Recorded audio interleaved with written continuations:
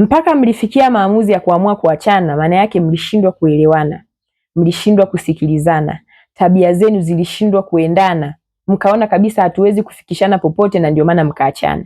Sasa ni sababu gani ambayo inamsababisha mmojawapo anatamani hasa mrudishe ndoa yenu? Sikatai, wako watu ambao wanarudiana na ndoa zinaendelea tu kuwa vizuri na zinakuwa vizuri zaidi ya mwanzo, lakini kuna watu wengine wanarudi kwenye maisha ya ndoa na mtu sio kwa sababu wanampenda na wametambua makosa yao, bali kwa sababu tu ya sababu zao binafsi. Naomba nikutajie kauli ambazo ukizisikia kwa mwenza wako, yani awe mwanamke awe mwanaume, kwamba yeye kwake ndio sababu ya kutamani wewe na yeye mrudiane, lazima ujue kwamba unarudi kusoma kitabu kile kile ukitarajia kwamba story itakuwa tofauti. Kumbuka ulishakisoma hicho kitabu, kwa hiyo story mwishoni unajua mwisho wake. Kwa hiyo ukiyasikia maneno fulani, lazima ujue kwamba huyu mtu anarudi akiwa na tabia zake zile zile, hakuna kitakachobadilika.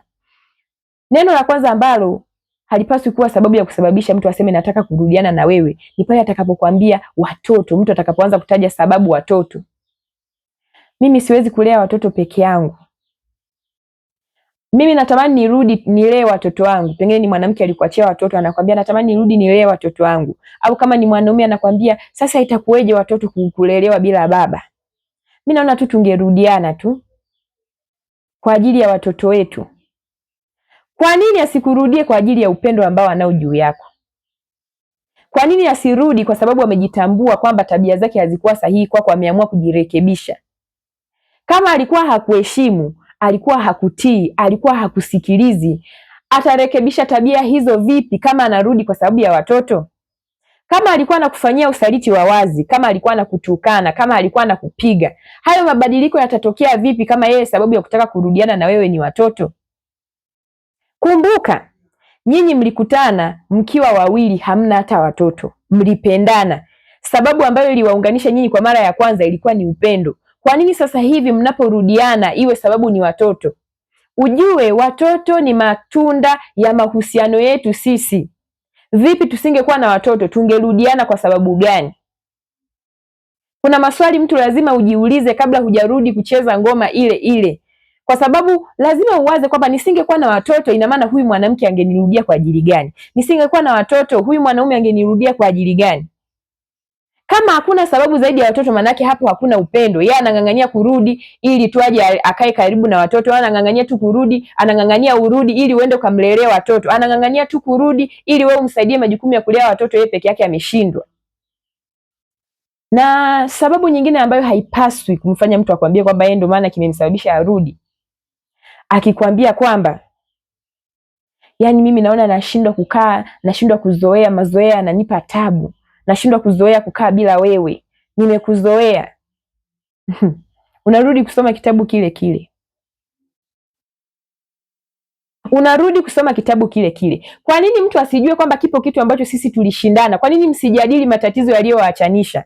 Mtu anaanza kujadili mazoea, kwamba nimejitafakari, nimeona siwezi kuishi bila wewe, nimezunguka huko sijaona kama wewe, yani huku nje kumejaa wanaume matapeli, nimeona ni afadhali tu nirudi tukomae tu kwenye ndoa yetu. Kwa hiyo yani wewe ina maana ni kama plan B yake, akienda huko akifeli ndo anatakiwa arudi. Na huyo mwanaume akishatafuta wanawake wote akikosa ndo aje kurudie wewe. Wewe ni zaidi ya tambara la deki. Anatafuta mtu mpole wa kumuingia tena kumrudisha kwenye maisha yake. Maanake hawa wanawake wa nje akishawashindwa ndo wanarudi kwako. Na huyo mwanamke ameshaenda kuhangaika na wanaume wa nje huko, hajampata kama wewe, ndo anaamua kurudi kwako. Kwa nini sababu isiwe ni yeye upendo wake juu yako? Kwa nini sababu ya kurudi kwako isiwe ni yeye kutambua kwamba nilifanya makosa? Kwa nini hatubu makosa yake, lakini anatafuta sababu kwamba hii ndio sababu ya kutaka mimi nirudi kwako? Tuwe makini sana kwenye mambo ya kurudiana, kwa sababu kuna watu wanajutia hivi vitu. Mtu anarudi kwenye maisha yako, anakwambia kwamba nionee huruma, analia machozi, mimi nimejifikiria, nimeshindwa, umri unaenda, sipati mwanaume mwingine, mara mimi nashindwa kupata mwanamke kama wewe, nisaidie mimi, nisamehe. Kuna wanaume wanatishia mpaka kunywa sumu ili mwanamke arudi, na kuna wanawake nao pia wanatishia kujiua ili wanaume wawarudishe. Unajua hali yangu mimi nilipofikia, unajua mimi ni yatima, unajua mimi ni nini. Hizo sio sababu za kupaswa kufanya nyinyi mrudiane. Sababu ni kila mtu kutambua makosa yake na kutubu kwamba nimeona hapa 1, 2, 3 nilikosea na sasa hivi nimejirekebisha. Na je, anapokuambia yeye amebadilika, unayaona matendo? Hata mtu anayekuahidi tu kwamba mmeachana muda mfupi, pengine mna siku 3, anakuambia nimebadilika. Siku 3 hazitoshi mtu kubadilika. Inatakiwa mtu awe amekaa kwa muda, amejitafakari vizuri, kweli ameona hapa nilipokuwa nafanya 1, 2, 3 nimekosea. Kuna watu mnarudiana kwa sababu tu ya upweke. Hakuna upendo, ni kwa sababu tu umeshamzoea mtu unayemrudia, ndio maana unaamua kurudiana naye. Mwisho wa siku mtu anakurudia wewe kwa sababu ya upweke. Upweke wake ukishaisha, anaendeleza tabia zake. Mwanamke anarudi kwako kwa sababu tu amemisi wewe unamhudumia vizuri. Huko nje hajaona mwanaume wa kumhudumia kama wewe. Ukishamhudumia vizuri, akinawili, anarudi kwenye tabia zake. Wewe pengine ulimwacha mke wako kwa sababu alikuwa hakusikiliza, alikuwa hakuheshimu, alikuwa hakutii. Hujajihakikishia kwamba hizo tabia amebadilika, unataka kumrudisha. Na wewe mwanamke, ulikuwa unaona kabisa mwanaume anakudharau, mwanaume anakusaliti mbele ya macho yake, mbele ya macho yako, mwanaume anakupiga, mwanaume anakufanyia vitendo vya kikatili, halafu anataka urudi kwa sababu nyingine nje na yale matatizo yaliyowafanya muachane. Kwa nini unakubali kurudi kwenye mahusiano ya namna hii? Watu wengi wanajuta sana kuamua haya maamuzi. Unajikuta umerudiana na mtu ambaye yeye alikurudisha tu kwa sababu alikuwa ni mpweke. Na ngoja niwaambie kitu kingine.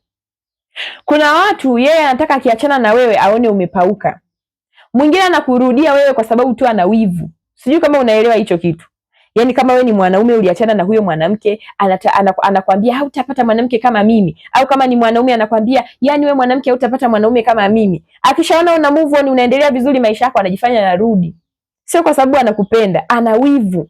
Anataka kuja kuharibu tena amani yako. Hataki kukuona ukiwa una furaha. Hataki kukuona ukiwa umemove on, unaendelea na maisha yako. Anakuja mwanamke anakulilia machozi mpaka huku, unasema nimrudishe. Matokeo yake unakuta umemrudisha mtu ana tabia zile zile. Yale machozi yalikuwa ni maigizo. Mwanaume anajifanya anajirudisha kwa upendo wote, na kupenda, yani nimeshindwa, nimefanya nini, mimi nakuhitaji, anajifanya anakutaka kweli kweli. Kumbe anakuonea tu wivu, anaona maisha yako yanaenda vizuri.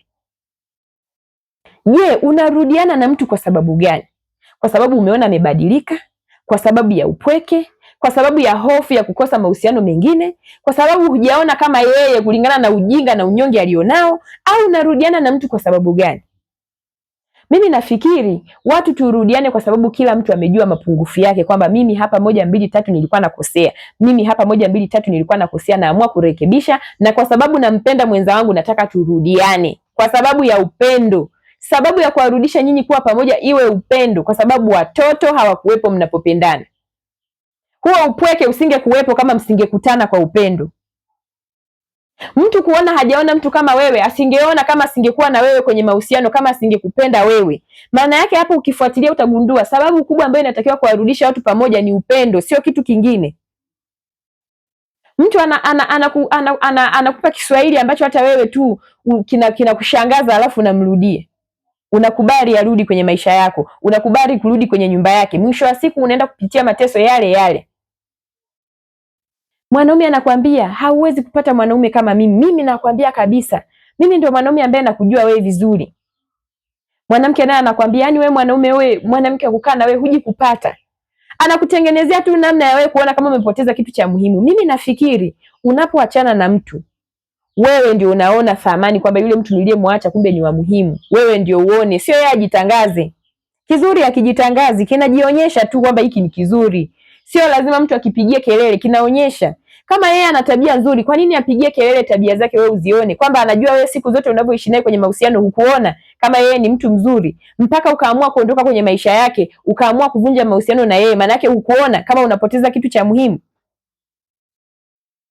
Mtu anakwambia rudi kwa sababu mimi nimekumisi, nimekumbuka yale mambo yako. Yaani wewe unamrudisha mtu kwa sababu ya tamaa zako za kimwili, wewe na yeye wala hata umpendi. Na wewe mwanaume anakusifia hayo mambo ya kijinga. Kama wewe ni mwanamke, anajifanya anakusifia mambo yako ya utu wa ndani, anasema nini na unarudi. Tabia zake amebadilika saa ngapi? Kama alikuwa ni mnyanyasaji, huo unyanyasaji ameacha. Kama alikuwa ni msaliti, huo usaliti ameacha. Kama alikuwa anakupiga, huko kukupiga ameacha. Kama anataka kurudiana na wewe kwa sababu tu anafikiria mambo yako ya utu wa ndani.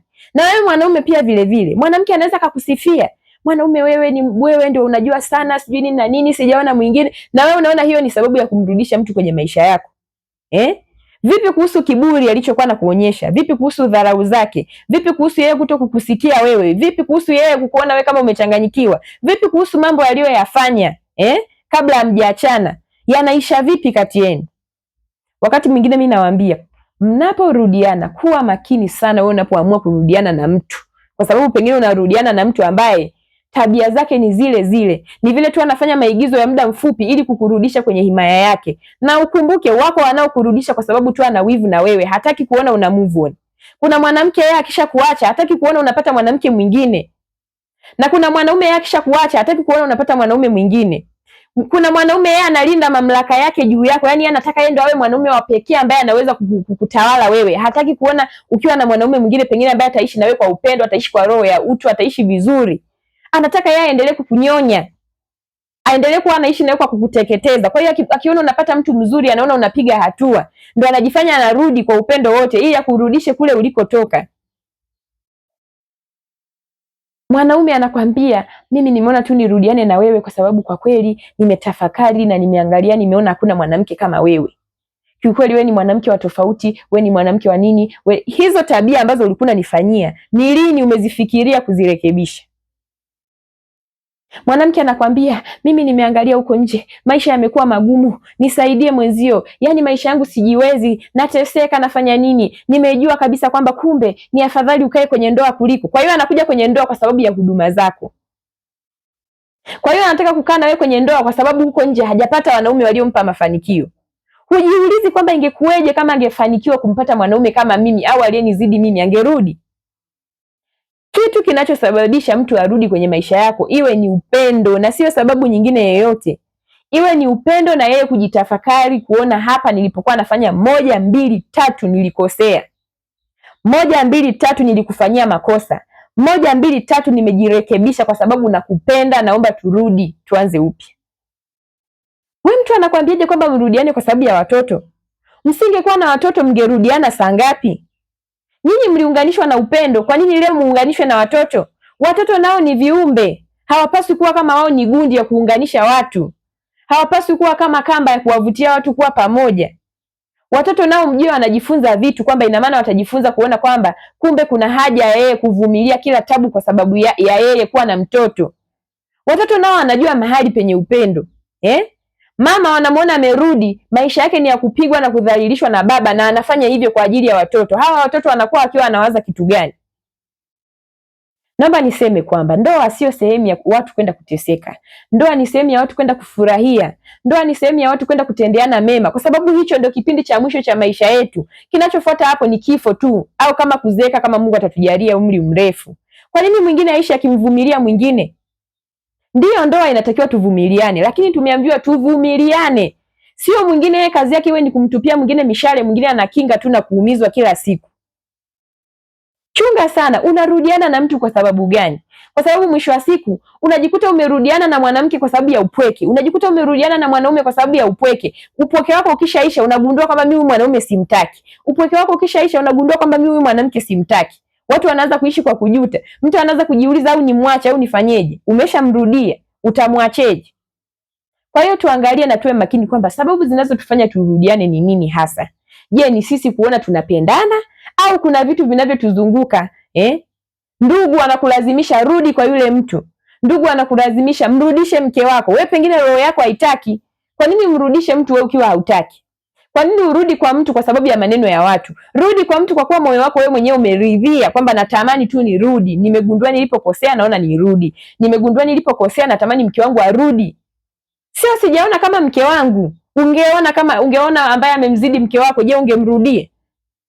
Kwa hiyo tu tunaangalia sababu na chanzo ambacho kinasababisha turudiane. Matokeo yake watu tunajikuta tunakuja kuumizana, tunakuja kufanyana mambo yale yale tuliyokuwa tunafanyiana, tena yanazidi.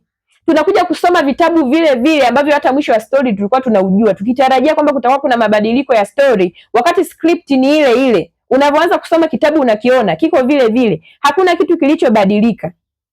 Mtu anaporudi kwenye maisha yako, arudi akiwa ametambua makosa yake, na arudi kwa sababu anakupenda. Asirudi kwa sababu ana sababu nje na hizi. Sababu iwe ni yeye kutambua makosa yake, kuona alikosea 1, 2, 3, na yeye kuwa na upendo tu juu yako. Sio asiwe amekufananisha wewe na mtu mwingine, asiwe amekulinganisha wewe na mtu mwingine. Utajikuta umerudi kucheza ngoma ile ile.